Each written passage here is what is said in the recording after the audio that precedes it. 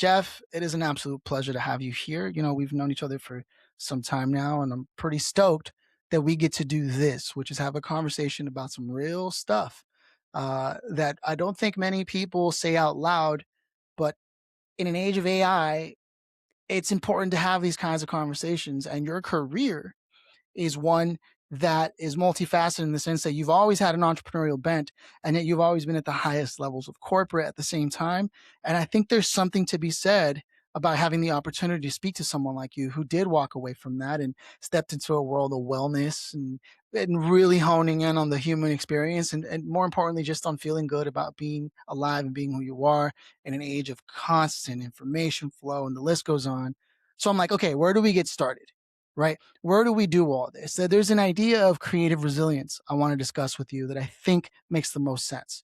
So why don't we deconstruct the transition that's taken place in your life from January 2024 to now? How do you move from a singular corporate entity to thought partnering and digital nomadism? Because you're living the life right now. You're in a yurt and there's this interesting backdrop here. So talk to me. Corporate to where I am now. What was some of the thinking there or experiences that happened there? Well, first of all, thank you for having me on today. It's very exciting to tell the story, and hopefully, it is inspirational. And my life is very much focused on wellness and well-being right now, and the project I'm working on. So, I think all of this also ties into well-being and finding what lights you up in your life. Like you said, there's a theme of aliveness in the work that I do, but the theme of aliveness came from me living a very alive life. And in fact, that's the name of the company that I started. It's Ella Vivo, which is living a live life. So yeah, and I've been through a few cycles of this. So when you even talk about that entrepreneurial bent, even in my early corporate days, back when I started my career in the early 2000s, it was always entrepreneurial work, even in a big corporation. And then I went out on my own and I started working with other entrepreneurs. And then I got brought back into an entrepreneurial venture, which grew into a small business, which I was running an organization of over 150 people, close to 200 people.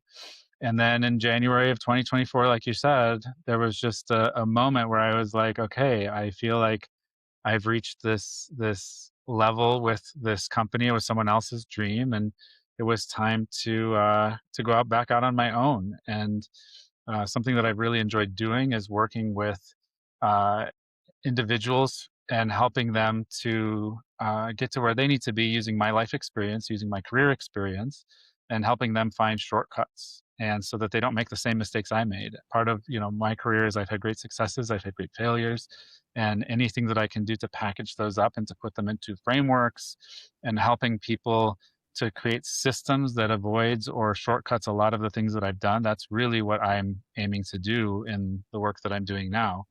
And I've gravitated toward healers and wellness practitioners because that's just who's in my network. Those are the people that I've kind of naturally connected with, and they need it as much as anybody. And that last job that you were referring to was in the traditional healthcare system, which, as most people know, the American healthcare system is one of the biggest disasters on the face of the earth. So being in there and seeing what's happening, and both in the clinical sense and the business sense, and just the way that even politics affects it and money affects it, and then seeing this other world that's still been, I'll say, largely unscathed by it.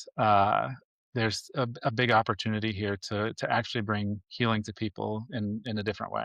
So I don't know if that Yeah. really answered your question. Yeah, no, it's perfect. You alluded to all the things, all the data points we needed to move forward.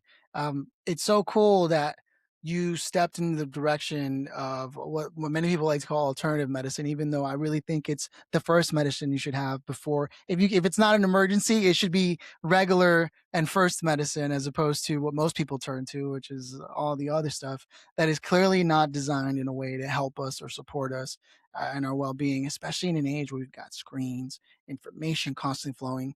I think at some point I even remember talking to you and you had like a business with supplements. Like this was always something you were looking at yourself, a space that you were heading towards. But what finally really was it the politics that finally pushed you over the edge and you just said, I can't do this anymore. I've got to do what I know I need to do for me. Yeah, I think a big part of it was actually there was a lot of frustrations working in the healthcare system because, what's really crazy to me is that most of the money that goes into the healthcare system doesn't actually go into healing. It doesn't go into medicine. It doesn't go into healing. It goes into all of the machinations of what it takes to get care. So when I employed, like I said, I employed, between 150 and 200 people, and most of the people were not the people that were delivering care. Most of those bodies were there to do the administrative work, to get pre-authorizations and to do the billing and to check the coding and to do the appeals and interface with the insurance companies and do the scheduling, all of the things that really are, secondary to the medicine, but they're primary when it comes to the effort and the cost and the energy that we put into it. Whereas when you go see a healer, a lot of times it's like, you text the healer and say like, "Hey, do you have time to see me this week?" And they're like, "Yeah, come Friday at 2."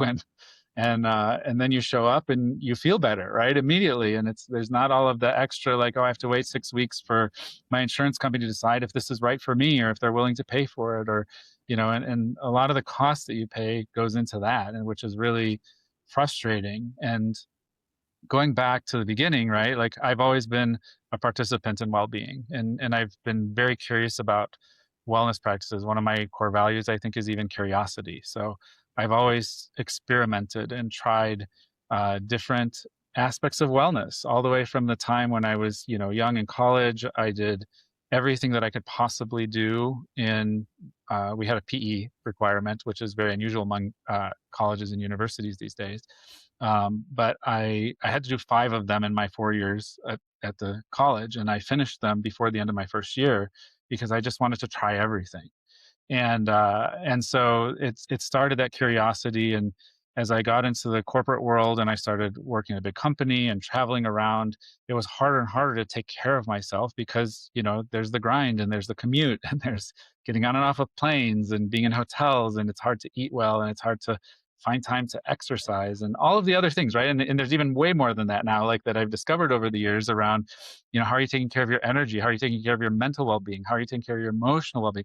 All these other things that play into it. And so over the years, I just discovered like, you need to find ways to build this in. And so I started my first entrepreneurial venture was starting a company that did fitness training online. And I Oh, started it in 2010, which was 10 years too early for when it was ready. If, yeah. if I started in 2020, and we all know what happened in 2020, You would like have been killing it. I'd, Yeah. I'd be a trillionaire right now. So, but it was a little bit too early for its time. Like people were still like, "What's an app?" Like, which is a crazy thing to think that that was in so much in our recent history that like, what's an app? That it was just a little bit too early. But it kind of planted the seed. And then over the years, I would get inquiries from friends or people that I was introduced through my network, like, "Hey, can you help me get something started?" So I helped. Actually, I'm staying in a yurt, as you mentioned here. I'm on my friend's property. That they have this beautiful yurt that I can come and stay in as a digital nomad now. But they started a company called Real Wellness, which was doing herbalism and a modern form of Oh, herbalism. And then they started a company that they do now. It's called Leela, and it's an astrology app that helps people kind of put a framework around the different aspects of their life and talk at it through through an astrological lens, which a lot of people are think of it through the New York Times little the horoscope that you see at the Zodiac. bottom, Yeah, but yeah. it's a very, very different approach the way that they do it here.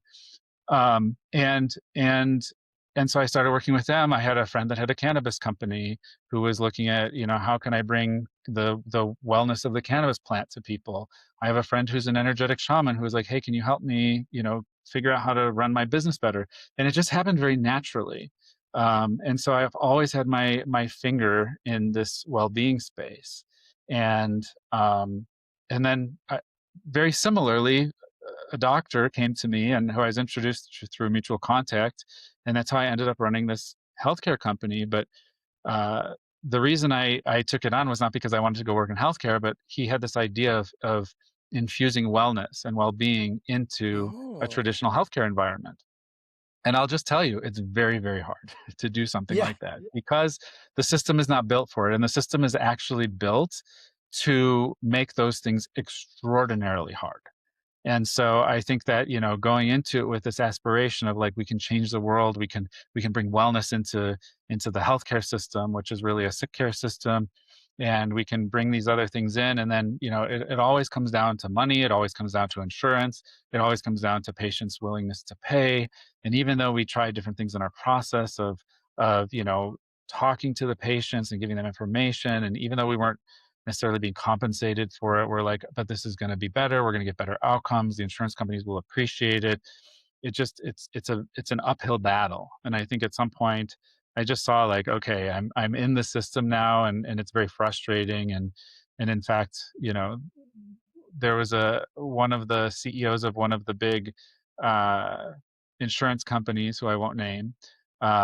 I ended up writing a letter because they kept denying our claims, and I was like, "We're doing incredible work for your patients and for your members, and we're getting better outcomes than anybody else." And basically, she told me to go fuck off. And Wow. uh, I was surprised I got a letter back, first of all, because a lot of these insurance company executives are very arrogant. But I did get a response back, and it was basically like, "Fuck off. We'll pay you if we want to pay you." And it was really, really, really like one of those moments when I got this letter. I was so angry, and I was like, I want to fix the system, but at the same time, like, I'm not even the tail wagging the dog. I'm like a little hair on the end of the tail, like trying to wag the dog. And at some point you just realize like, okay, where can I make a bigger impact? So part of that was just saying like, where can I make a bigger impact? And as I got connected and worked more closely with these healers and wellness practitioners who are actually doing real work, and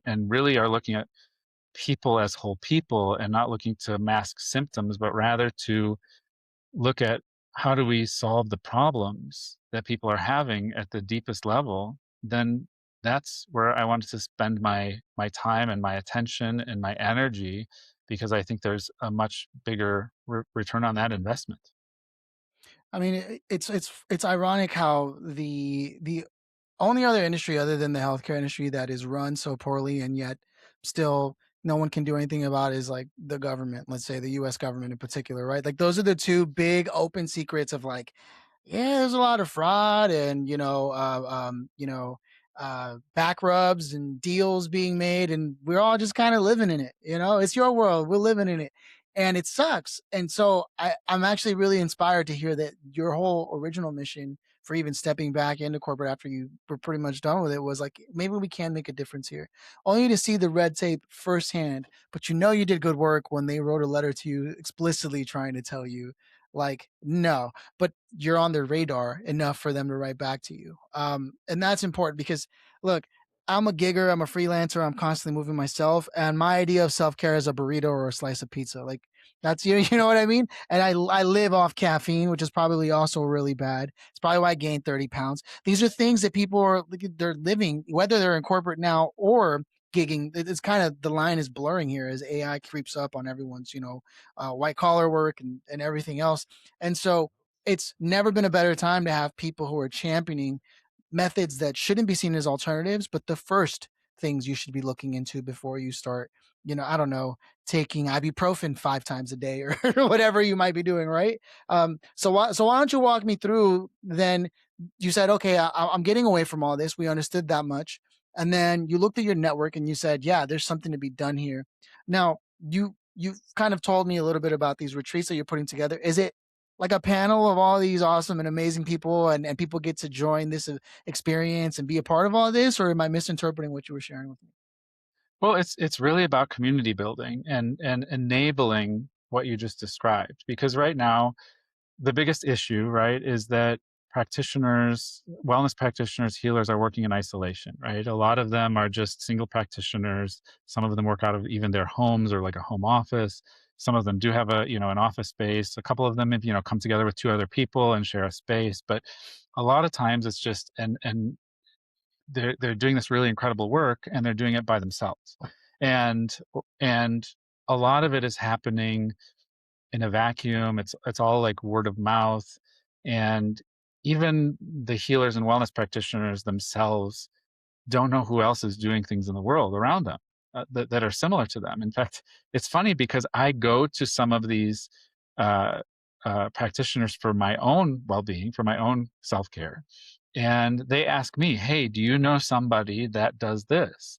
I have this great chiropractor slash uh, homeopathic doctor slash craniopathist slash a lot of other things. She's a Reiki master. She's a bunch of other things as well, and she's blended this together. She has a really incredible work. And one day I'm just laying there and she's like, "Hey, I have a client that needs a great somatic coach. Do you know somebody that does it?" And I was like, "Yeah, I know a great one." So she's like, "Oh, can you give me the contact information?" And then I was working with another one who's like, "Hey, do you know anyone that does really good acupuncture?" And I was like, "I know one of the best in the world who's, 40 minutes away from here." So, you know, I've been naturally doing this and making these connections and helping them figure out their business and making the connections to other people in the space and helping them to kind of look at what is the future. Um, and and it's just happened very naturally. So it's just unfolded itself. Like I'm not even trying Yeah. so much as to like create something. It's just revealing itself in the conversations that I'm having and the interactions that I'm having. And one of the other things is, one day I was driving to that same wellness practitioner, and I was halfway there, and I was like, I just had this like startled moment, and I was like, oh my gosh, she's gonna die someday. And I know that's a very Oh, morbid thought, but I was like, if she dies, who's gonna put me back together? Because I've never found anybody that has, found the right magic to put me back together in the way that she does. And I was like, and it wasn't really necessarily about her person. It was the fact that she's discovered an incredible blending of methodologies together that's incredibly effective. And the thing that really scared me in that moment was like, this is going to die with her. And so I walked into her office, and the first thing I said to her was like, "Oh my God, what's going to happen when you die?" And she looked at me like, "What? What are you talking about?" Obviously, she wasn't privy to all of the other previous thoughts in my head that led me there. But then I explained it to her, and she's like, like I've been starting to think about that too, because I think she's in her 60s, and she plans to practice for another 15 or 20 years probably. But you never know, and there's yeah. a lot of people like this, and there's a lot of people that have been in my network over the last few decades, that I've talked to recently. I'm talking to a guy who um, does this incredible emotional release. He's very famous in the wellness world, particularly in Europe, and he's written a book and he's done all these things. And he's like, I'm 80 years old now, and I don't know what to do with it.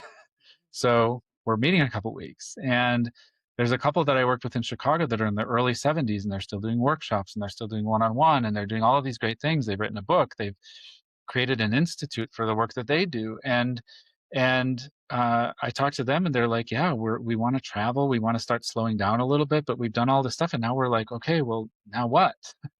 Yeah. And at the other end of it, I work with all of these people who are, in the first 2 years, 5 years, decade of their career, and they're learning and they're hungry to learn, and they want to figure out what's the current state of affairs in wellness and in healing.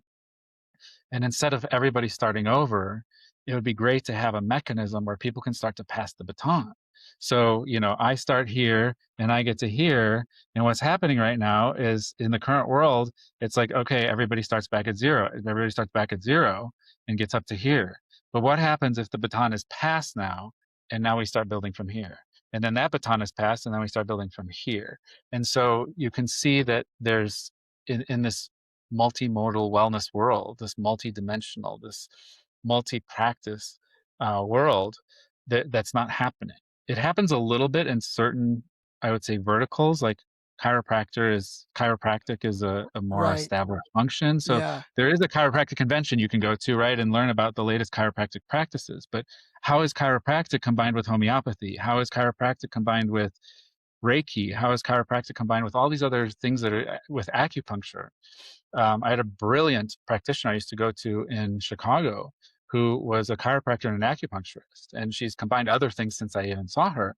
Um, but but they don't teach that at the chiropractic convention. They're very narrowly focused, and I think that the brilliance of this world is that they look at it from such a broad perspective, and nobody's trying to pull all of those pieces together.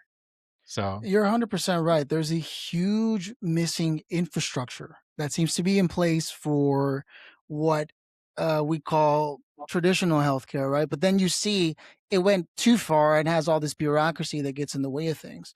And then so then we and have, and and hyper specialization, right? yeah, There's somebody that is a specialist in the tip of the hair in your nose now, and they don't even realize that it's connected to a nose, it's connected to your face, it's connected to your body, that's connect. So there's so much hyper specialization. I'm exaggerating, by the way, a little bit, but right, right, to right. make my point. But there's so I much hyper started getting self conscious, specialization. like, what's wrong with my hair, nose hair? But there's so much hyper specialization now that people forget that we're all connected together, and that we're not just physical beings either, but we're mental beings, emotional beings, I relational was just gonna beings, say, yep, sexual beings. yep. We live in an environment.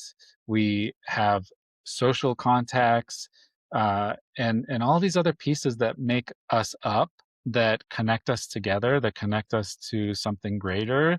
And it's not just like the cells in our body, but there's a lot that comes from energy, and I think a lot of us uh, don't realize that. And I think the traditional healthcare system, or it's not really traditional, the conventional healthcare system, is really uh, not focused on looking at bringing all of those pieces together and integrating them.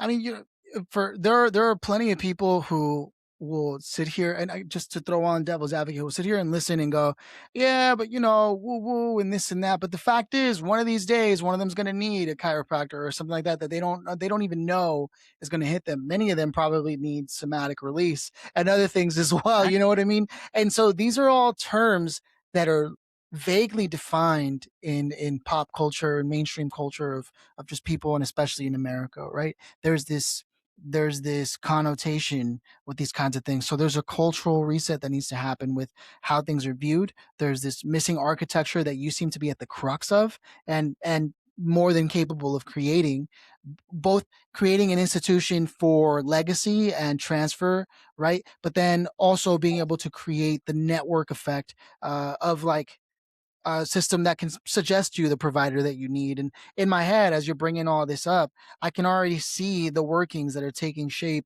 and how it needs the vessel. Just like I can pull up and be like, I'm a part of this health network, and I can pull up the directory and look things up. And if not, I can call and ask questions. And navigating just regular healthcare is a pain in the behind, right? So if we're looking at being able to create this, you also have the benefit of having worked in that and knowing what is terrible about that to create a user experience, a customer experience that far outweighs and exceeds in terms of quality and experience what people can expect from something like that. And you stand uniquely positioned to educate people on what these terms are. I can already see the social media strategy now. All you need to do is reinvigorate and change the paradigm of how people actually see those things. When I hear modal, right, and I'm all left brained and very traditional, I was like, oh, modalities. And, there's a lot of the. I had a lot of interviews with coaches who had specialties and things of that nature, and a lot of the times, the minute someone hears it's a different modality, they don't know what that means. They don't understand it, and it goes above their head, or they think it's woo woo, they think it's new age. But the thing is, half the time, this is rooted in like traditional Chinese medicine and other things, and it's Right. actually old age. And so I want to hear what some of your thoughts are on this idea of re-educating and resetting the culture on how people view these things, because it's going to be probably the bigger lift than creating the architecture and infrastructure to support and network everything that's connected here, all the nodes, is the changing of the way it's viewed. And I think there's part of and I don't know how true this is, I could be way off the mark here, but there's someone in the administration that I think is trying to push for health first, as opposed to what is obviously a problem, which is the healthcare system we've always had. Although even that is a double-edged sword with their own PR that they need to work on, right? And so I just want to hear your thoughts on all the things I just broke down there. Like, how do you think you're going to be approaching all this? Do you intend to build the entire thing yourself, or do you have people in mind? Where do you live with that? Well, yeah, let me first just, clarify one thing. Like, I am absolutely not against conventional healthcare. It has its place. It has a very important place, right? Like, if I'm in a car accident today, I'm absolutely going to an emergency room. I'm not going to a Right. shamanic healer. Like, let's be clear about that.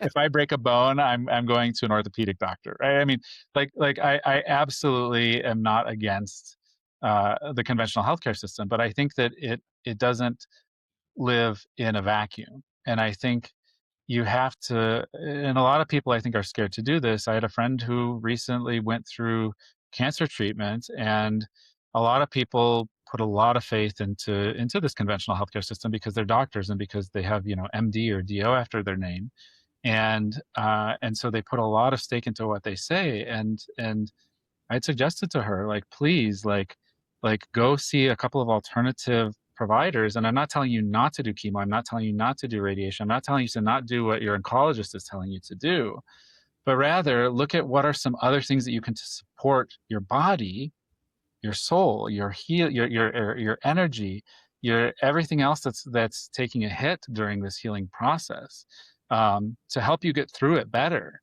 But I think a lot of people are just absolutely scared to venture into this because of what you said, because there's no structure, because is it woo woo, is because it's scary, and we've been conditioned to believe that because somebody has two letters after their name, MD or DO, that oh, they're the authority on our bodies, on our souls, on our physical beings, on our minds, on all of those things that I was telling you about.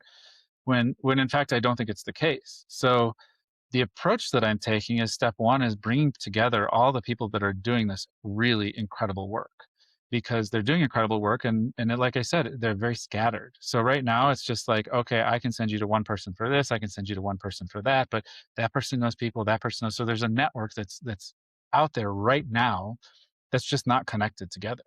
There's a community of these practitioners. So this first step is to bring them together and to get critical mass. Once there's critical mass, and this is where you're saying, like, okay, there's AI coming into the picture, right? AI is not going to replace them. AI is never going to replace them, because you need healers, you need people who are doing hands-on, you need people who are doing work in the quantum field, you need people who are guiding and coaching and leading people through a healing process, that will never, in my mind, be taken over by AI. However, as a tool, AI can help. And like I said, people ask me all the time, hey, I'm having this issue, or I need this type of a practitioner. Who do you know, or who should I go see? Even before we started this call, you asked me a question about Yeah, yourself, and I yeah, was like, oh, yeah. I know the perfect person to send you to. So what I'm actually in the process of doing right now is trying to figure out, how do I think about this when people ask me that question, and how do I extract my own logic from my brain, because then I can train an AI to be like, okay, when Phil or somebody says, like, "Hey, I'm having this issue. What do I do?" I can train the AI to, like, find the right people to send someone like you to, and to be able to point people in that right direction. So AI becomes a tool now, but it doesn't become the replacement for Right. the actual healing work. So the first part is to get all these healers together, get all the incredible work that they're doing, and really distill it down and understand, like, what do they do, and what dimensions do they address? What type of healing work do they do? What kind of conditions can they help with? Get it all together, and then build the logic to be able to help find these right matches.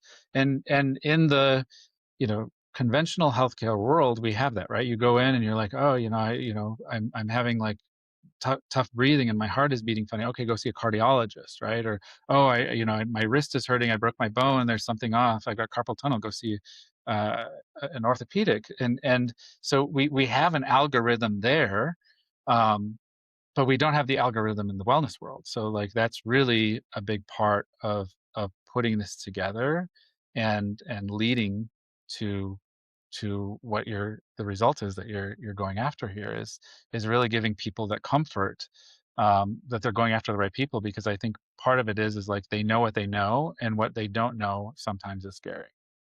Yeah, I mean, we need a Jeff's list, right? Just like Craigslist, we need a Jeff's list that we can just go to, look up in Los Angeles and, be able to find what we're looking for. And we need terms, right? Like I think half the it's true that you could even look at a doctor like a shaman, one that isn't really generously sharing their energy with you or when they see you, right? But the fact remains that then there's the alternative. I think we need like nomenclature that makes it feel more medical. Because a lot of people are scared of what they don't know. Yet these are the same people who will then go to Burning Man, or they'll go to a shaman for some peyote experience. And there's nothing wrong once you want to have some psychedelic experience. And yet that's all tapping into the same ethos of humanity being more than just what it is, what we think it is, right? And so there's all the doors are there. They're just not being presented in a way that makes them feel like it's should be taken seriously, except for the people who do live generally very sensitive and empathic lives, and they're really tuned in on who they are, and they don't have a problem with any of those things, right? And so it's just it's interesting that half the battle is trying to make it palatable to the people who need it the most, probably, right? Versus the other people who are already friendly to the idea and open to it. And it's a really unique challenge. And even hearing it, I want to find a way to help support you make this possible. Because yeah, like before we were talking, I remember you had said something along this. I don't know why people always feel like they have to suffer. And I thought that was such a great line because it's true. Because of the way traditional healthcare has treated me, I'm like, oh, I don't want it to be too expensive. I'll just live with it. I'll try to figure it out myself. You're like, just go. It's not beyond your reach, and you don't have to suffer. I know the perfect person. Just go. And I'm like, Right. you know what? What am I complaining about? Do I want to keep living with this daily weird dizziness that I'm feeling, or can I get someone to help me with that and be done with it, and I can move on with my life? And then from there, recommend them to anybody, and this is exactly what we're talking about. Is there are things Exactly. that don't require an emergency. This isn't a car crash issue, right? We don't need to half the reason I feel like traditional healthcare is bogged up and not able to move is there's a lot of people there who are not in medical emergencies, and they're clogging it up, and the list goes on, and it's probably multi-threaded anyways. I don't want to open that can of worms, right? But I'm excited about what you're proposing as a future for what you're trying to create. And But I want to say something to what you were just talking about as well. Like a lot of it has to do with the language. So yeah, back, as I said, I had this online fitness company. As I was working with the fitness trainers, and they're all well trained, right? And they know and they can name every muscle by its scientific name. And you know what? When I go and see a trainer, I don't give a fuck what the what the muscle name is that I'm working on. I just want to know like that I'm going to be able to move better, that I'm going to be able to get stronger, whatever my goal is, right? Some people lose weight, yeah, some people gain muscle, whatever happens to be. I just want to know that I can get to that goal. I don't need to know the name of the muscle, and I don't need to know right. the technical terms. I don't So need the I use miraculous hibaculous and right, exactly, exactly. So I not said, real I words, said by the way. exactly. So, but what I would tell them is to use grandma English. Like, explain this to me as if I was your grandmother, and in a way that I would understand unequivocally. So don't give me like we need to like use the supinated whatever, like they use these terms and I'm like this means nothing to me. Talk to me like a person. And I think that's also part of what it is when people become very skilled at what they do, they need to use the language to prove something. And I think that actually works against them in a lot of cases. Recently, this happened again, right? I have a friend who's a yoga teacher, and he asked me to help him prepare for this special workshop that he was doing. So, I went and I was working with him. I was like, okay, tell me what you're going to do. And he's like, oh, and I'm going to do this. And he started using all of the, Sanskrit yoga terms. And I was like, okay, listen, I vaguely know these words because I've read about it. Like I've been involved in yoga. I've done yoga for, 20 plus years now, 25 plus years now. So, I hear these terms, but honestly, like I filter them, and I can Yeah, explain to you what's happening in very plain English, and then it resonates. But when you're like, "Oh, we're doing this, kriya, this thing, this," and you use this specialized language, which is great if you're a practitioner. It's great for you to learn, but the sure. important part, I think, for wellness practitioners and healers to access people and to make it less woo woo and to make it more practical is in very plain terms, what can I do for you? And so when I've started working with people and we start explaining it in those terms, then people are much more open to it. So I think part of it is that. I think part of it is just speaking the same language. Yeah, So 100%. The equivalent of hearing a doctor talk about your thoracic whatever, is hearing someone say, "And now I have this new modality that I've developed through Cupid's bow pose," and you're like, "What is going on? Just show me the movement, right?" And really, what right, it's doing is it's opening your chest up and removing the tension from the back, and you're like, "Oh, right, that I can do." I don't know if I could do Cupid's bow pose, but I can definitely open up my chest. And it's true though, because there are people who have, I was on entrepreneur.com at some point and I interviewed them, and they were this coach that was supposed to help you manifest, and they were very normal. And then when we hit record, they turned into this personality that they have. It's like a spiritual channeler. And I was like, for a second there, I just caught myself and I was like, oh, I'm just going to pretend this is the way it was the whole time we were talking. And I was able to let them do their thing. Funny enough, for me, the experience was really off putting, but then I watched the recording and it didn't feel the same way. It actually came across pretty decent. But in my head, I was like, wow, just as a person experiencing someone do that switch or suddenly turn into that person, I don't think it was necessary, but it does help sell. And I understand there's like a mystique to it. Martial arts does this a lot, even in martial arts, and they're working with pressure points, and this is coming into acupuncture, and a lot of all of it is very scientific, and yet you got to know about like the crane and the cultural aspect of things, and all that is cool. But really, like you said, grandma English goes a long way. Songwriting is no right. different. You have to It, reach Rebecca in Tucson while she's getting breakfast ready for her 7 children. Those are the kinds of people you're addressing, and you don't need to tell exactly. them about Dantians and whatever else is going on, right? Are we talking the same language here? Exactly. That's exactly what I'm saying. And when you're training and when you're working with other practitioners, go Cool. crazy. Use the language, like that's how the tradition is passed down.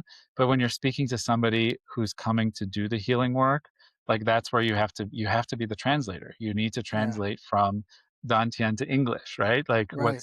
how do you explain this to somebody in an English? Like, if you're a qigong master, great. Be a qigong master and know every word that is passed down through the tradition. Read the text, understand it thoroughly, and really embody it. But then when you talk to somebody who's not at that level, that's where you have to make it accessible for them. And I think that's where people sometimes get lost, right? I never told the Yeah. trainers like, don't go training and don't not know Yeah. those words, don't not understand the muscle systems, don't not understand how they connect together, but understand it, but then translate it to somebody that hasn't been through all of that training, who doesn't know that vocabulary, who isn't at that same level as you, because you need to invite them into that space and you need to do it in a way that makes it more accessible. So that's what I'm saying. I want to be really clear that. No, I think it's 100%. There's major importance in being able to maintain tradition and cultural and maintaining it true.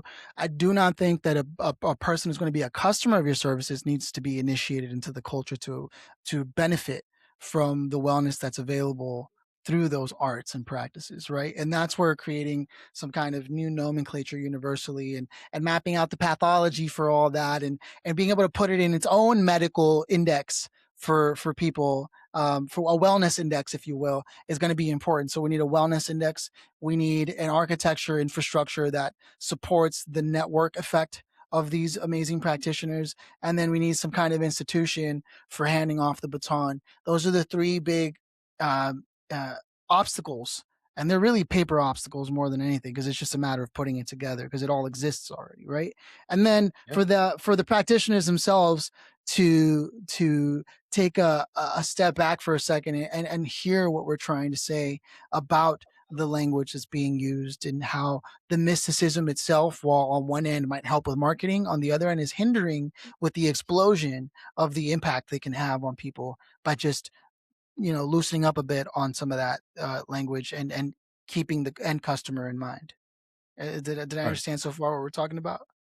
Yeah, yeah. And I want to talk about too, because I think you're kind of hitting on this here as well. Like when we talk about this, I spend a lot of time in Los Angeles. I'm a nomad now, so I'm in different places. I still spend a decent amount of time in Los Angeles as well. But like I think when you're in places like that where there's a yoga studio every corner, and you can access all of these, the farmers market and the yoga studio, and you can see drive down La Cienega, and there's the chakra center, and like Yeah, all these different things that you see, like pretty we're LA. exposed to this. But as I've been traveling around, like the impetus actually for me to travel around was I was working with clients, and I was on Zoom most of the time, sitting at my dining table in Venice, and I realized like I could be sitting at any dining table around the world and meeting people and having new experiences, and so I had the ability to do that, and so that's why I decided to become a nomad. But I didn't realize at the time what it was also opening up as I was building this community, as I was building this network, was being able to get to different places and try different modalities that I never experienced before. And as I'm going around and looking at like, okay, how am I expanding my own wellness practices and experiencing new teachers and new healers and new practitioners. So now instead of going to the same chiropractor all the time, like when I go to a new city and I need a chiropractor, I have to find the best one. And I have a great network. So I'm like, do you know anybody in this city that does this? And I found some remarkable people as a result. And then as a result of that, now these are the people that will get added to this network and be a part of this community and bring their gifts, and it makes it so much more enriching. So as I'm going around the country, as I'm going around the world, I'm experiencing, and it's very experiential for me, the way that this is coming about, and it happens very naturally now that at least every other day, if not every day, somebody says, "Hey, you need to know this person. Hey, I want to introduce you to this person." And I'm finding they're just popping up literally all over the world. So it's very exciting, and people are like, when you're ready, I have a whole group of people that I want to invite to this community, that I want to invite to this network. So it's needed, and you can feel the energy of it. Like people do want to be connected. They do want to share with each other. They do want to get their practices out there, and their life's work being preserved and passed along. So it's No, happening. I think it's beautiful, and it sounds like really this path is unfolding before you. It's for those who have eyes to see and ears to hear is a phrase that's coming to mind as we have this conversation. And it's not unlike a lot of traditional martial arts who sometimes those styles die with the master and they weren't able to pass it on for lack of finding a student, right? And they have a lot of the same infrastructure issues, even though martial arts is one of the most commercially viable businesses in the world. Just look at UFC, right? And yet, even Right. then, and then you talk about the travel with your digital nomad experience that you're having right now. It's like a comedian learning that the material that worked in Los Angeles isn't working in Idaho, and I need to switch the material up, the language up, and not only that, how many clubs are there in LA versus in Idaho, right? And so there's a lot of corollaries that I can see being pulled into this conversation that just shows how much the infrastructure that I believe you're going to build is needed for something like this. And it could only have happened from you first having your experience and in the field that you're in with traditional healthcare, plus your bent for entrepreneurship to come into a world that they kind of have their own pockets, and they lean on you for that experience of entrepreneur plus the traditional structures and how that's all like it's a really uniquely qualified experience that is required to be able to pull all this together and to be able to speak everyone's language and understand what makes a good practitioner versus someone that doesn't, and then having the wherewithal to go, and there's a few things we may need to change about how it's being presented, but overall it's going to be good for everyone. And you continue your digital nomad journey. This needed to happen. This conversation about it needed to happen. Um, Absolutely, and to your point in the beginning too is as we're in the world that we're in right now, and things are rapidly changing, and AI is coming in, and people are nervous about what's happening. It's having a little bit of you know to a little bit of courage, to be brave, to kind of look at what am I doing and what is my contribution to the world, and what are the experiences that I've had, and if you've been open to these experiences, because part of it is just looking at what's out there, and just having your eyes open. Like I said, this isn't I never planned to do this, right? If you asked me 10 years ago, 15 years ago, 20 years ago, I would never have thought this would be where I would be in my life right now. But it's you kind of take the opportunities as they're coming, and I think you had said, people are holding on for dear life to whatever they have right now, but let go and have a little bit of faith that that, where you're going to land is going to be somewhere that you've been led to at this point. So, um, I have fear all the time. Like, am I doing the right thing? Like, I could be, I could be going back into some corporate job and being some, VP of some Fortune 500 company and, doing that. But I did that experience already. Like, I already had that experience, and it got me to here. And it's like, do I want to go backwards, or do I want to take all of these different building blocks of all of these years and all these experiences and put them together into something that's going to be more impactful and something that's going to push forward, as opposed to like leaning back to something I'm more comfortable with. So I think that's part of it too, is being comfortable with being uncomfortable. And you have an uncanny ability to be in tune with yourself. I'm sure it came with a lot of work. For people who aren't necessarily so clear, do you have any exercises that you do, like whether it's journaling, creating a timeline? There's a number of things that career people have said. Career coaches who have told people like create a timeline and see where the through line is for all that. Or was it really just all instinct for you as you moved along and kind of like hopped on, or have you ever actually taken the time to take stock? And how do you, someone like you, who's had both the major corporate, the entrepreneurial bent, and now stepping into a world where you could blend all these things together, how do you sort of navigate those things? Because there are people who are listening potentially who are like, how am I gonna, I work at a grocery store. What experiences do I have? Like how can you, people don't they take themselves for granted a lot of the times. So what do you do to keep yourself from taking yourself for granted?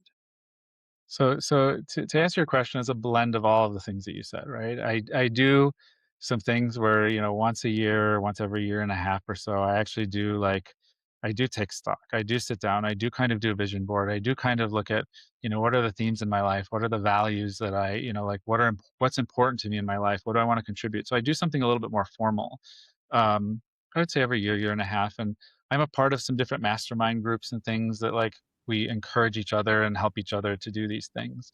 But a big part of it too is I've built over the years a great spiritual mental practice, which energetic practice where I do yoga and I do meditate. I mean, I even 3 minutes in the morning before I get out of bed, before I even get up, I open my eyes, I kind of like center myself in my body, and I kind of just like bring myself present, and it makes a big difference. It really makes a big difference. So I think part of it is just having little practices. And everybody thinks like, oh, if I'm going to meditate, I've got to, do it for 20 or 30 minutes or an hour, and I've got to sit in cross legs, and I need to like, put my hands in in a certain pose, and no, no, no, no. In fact, I've been coaching a lot of people, like meditation is whatever puts you into that state of calm where you can be introspective. So for some people it's listening to your favorite music, some people it's drawing, painting, writing, doing something creative. Some people it's taking a walk in nature. Some people it's going to the gym and doing a workout.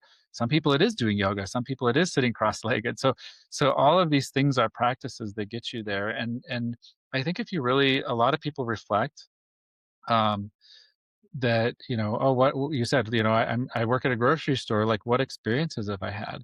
I've coached a lot of friends over the years who are looking for a new job, who are looking for a new direction in their career. And the first thing I tell them is like, don't think about your job in terms of what the job is. I had a friend who was a very high up in the marketing of a major law firm in the world. And she'd only ever worked in the legal field. And she's like, I don't want to do this anymore. She's like, I'm tired of it. I'm tired of working with lawyers, like shockingly. Fair She's like, enough. I want to do this. And I said, well, and she's like, but I have a resume that just looks like I'm just like a marketing person for law firms and I don't want to do it anymore. And I said, no, like take a step back and look at what are the actual skills that you've acquired over the years. Like she could put on major events and run them flawlessly. And I said, that's operational, that's marketing. Like anybody, like a lot of places are looking for people who can run a major event. She did business development. She was able to like really listen and understand what people's needs are and translate it into a message that got them to engage. I said, what industry, what company wouldn't want that? And she was able to work with difficult people, right? Think about lawyers, like at a big law firm, a big major Even worldwide law lawyers firm, don't right? want to talk to lawyers anymore. Yeah. Nobody wants to talk to a lawyer, right? So sorry to all my legal friends, but the point is like you know, there's a lot of ego that she had to navigate. I said, and you do it remarkably well. So like, so I said, once you can take and get out of the situation and really look at what are the things that you have done and the experiences you have. So going back to the grocery store, right? Like customer service, right? You have organizational skills, right? There's certain things that come underneath the job title that are skills that are transposable and translatable in any job in any industry. And if you can figure out what those are, that's where your real value is. And you tell the story around those skills and around your experiences, as opposed to like, what I worked in a grocery store, which is relatively meaningless. So, my advice is as you're looking ahead at like, what do you want to do? What are you really good at? What are the parts of your job, whether you're working in a law firm or you're working in a grocery store, that light you up and light up the people around you? And then those are things that you could take. Those are the things that you can take and package up and put anywhere, pretty much in any industry, in any company, whether it's an entrepreneurial venture or whether it's a large corporation.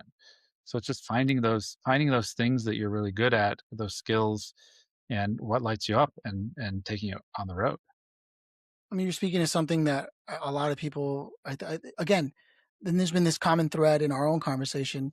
You have the uncanny ability to translate um, any realm into what would sound corporate, professional, or entrepreneurial, as opposed to just mystical and whimsical and otherworldly. And so it makes sense to me that when people come to you, you go, well, you've got to look at the holistic experience that you've had, as opposed to just, it's underselling it to say you worked at a grocery store when you understand how to navigate an entire stock room, how to look at the quality of product and whether or not it's going to expire, how to navigate difficult people when it comes to money. And you know it's a barcode scan. I'm not punching in the cost of the thing. You looked at it before you picked it up and put it in your cart. Navigating all that and then working with a team on a scale that most grocery stores have, right? And understanding the quorum that's required of those things. All those carry over, and it's on the individual to take stock of all that and to be able to translate that into language that would then position them for an interview with any other company and say, look, you can look at it that way, but here's why I'm going to be valuable is that I didn't look at it as just a grocery store job. And I can see the way this carries over. And I'm glad that you pointed all that out because it's super important to see that. So with that said, and we could go on this forever. I want to roll out the red carpet for you, Jeff.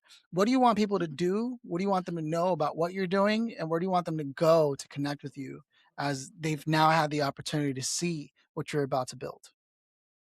Well, alavivo.com is the website. It's up and running today. It's still in its fledgling form, but every week something new is being added and built off of it. But like any entrepreneurial venture, it's like what you see today is going to look very different if you look at what Airbnb looked like it when it launched and what it looks like it today, or someone reminded me though of Craigslist. So Craigslist still looks like it did in 1992 or whenever it launched. Somehow it works. But Somehow it works. somehow it works. So the message there was like, sometimes you find the formula and you just stick with it. But yeah. But that being said, as a practitioner, as somebody that's doing a wellness practice and guiding other people through these different pieces, like sign up now. The community is building behind the scenes. The initial focus is on that, and then when we hit critical mass, we're going to open it up to the people who are seeking that holistic well-being. So there's a place where you can kind of like be on that waiting list and be ready when we open that door, which will hopefully be within the next few months here, as we hit the critical mass. Like I said, people are kind of showing up because I think there's a need, and when there's a need, people do show up, and so it's there. And I wanted to make one other comment too, because I think it'll tie something you said at the beginning when you introduced me to like what you just said right now. It's that you said that I'm a thought partner. And I like that term because I don't think of myself as a consultant. I don't think of myself as a coach, because I don't come in and tell people what to do. I don't tell people what's right or wrong for them. And I think this is a really important message. And I think it's a great way to end the conversation that we're having as well. Is I think most people have in them what they need to be successful. I think most people have in them what they need to be healthy. I think most people just are empowered. Our bodies, our minds are very powerful things. And I think we just get clouded. And so the way I approach it, and as you said, is like, I just listen to people. I listen very intently. And then I'm able to come back and reframe the information and present it back to them in a way that I'm not providing really any new information. Sometimes I'll put a little bit of my own experience in because, I've had a very rich experience, a lot of very rich experiences in my life. But I really just try to reframe things back so that people can hear what they already know, but in a different way. And so that's what this is about. I mean, this is about anything that we've talked about today is really about the idea of having a thought partner, somebody that you can talk about of like, I'm in a grocery store, but I want to go work in a law firm, or I am trying to figure out how to deal with a situation that I have right now in my health, and it just needs to be reframed, and it's just a lot of it exists within each of us as individuals, but it's who can really get us to see and hear and trust what we already have done, what our own experiences are, what we already know, what we already feel, what's already innate within us. So that's what my message is. Brilliant. Yeah, I mean, this podcast itself is a thought partner. It's going to tie a lot of things into for people just by being a part and listening to the conversation. Jeff, it was an absolute pleasure talking to you. I mean, it's been a long time coming. You and I doing some kind of anything, like any kind of work together. I'm glad it was this conversation because I do think that there is a significant requirement for something like what your vision holds. And I'm grateful that I got to be a part of that early conversation for it. So thank you for stopping by. Yes, and thank you for having me. I really appreciate it, and I'm glad we finally got the chance to do this in a more formal way as well.